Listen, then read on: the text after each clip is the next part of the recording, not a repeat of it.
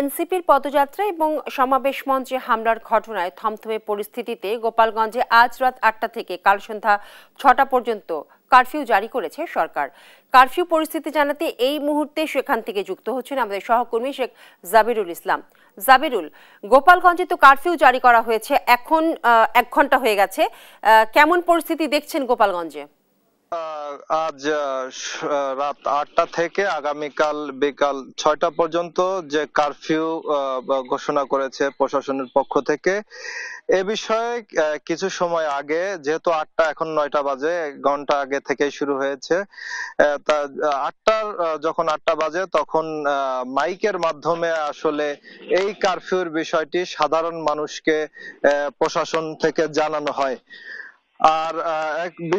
আর মূলত এই গোপালগঞ্জে এনসিপির এই পদযাত্রা কে কেন্দ্র করে গতকাল আওয়ামী লীগ এবং এর সহযোগী অঙ্গ সংগঠনের নেতৃবৃন্দ ফেসবুকে বিভিন্ন ধরনের হামলার উস্কানিমূলক বিভিন্ন ধরনের তাদের ফেসবুক পেজে পোস্ট করেছেন।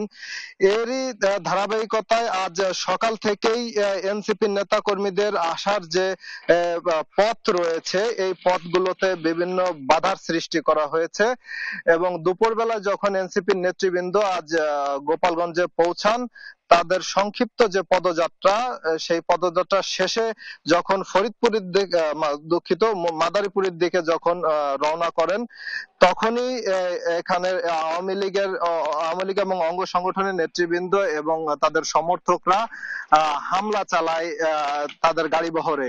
এ সময় সেনাবাহিনী এবং পুলিশ সদস্যদের সাথে ধাওয়া পাল্টা দেওয়ার ঘটনা ঘটে এবং পুলিশ এবং সেনাবাহিনী গুলিবর্ষণ এবং টিয়ার সেল নিক্ষেপ করেন। এ ঘটনায় 20 জনেরও বেশি গুলিবিদ্ধ অবস্থায় গোপালগঞ্জ হাসপাতালে চিকিৎসা নিয়েছেন।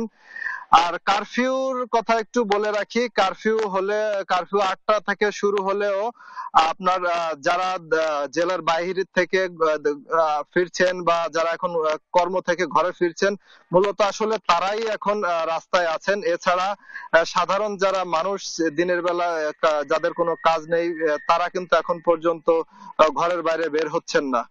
এই ছিল আমার কাছে গোপালগঞ্জ থেকে কারফিউর সর্বশেষ। জি জাবিরুল, আপনাকে ধন্যবাদ।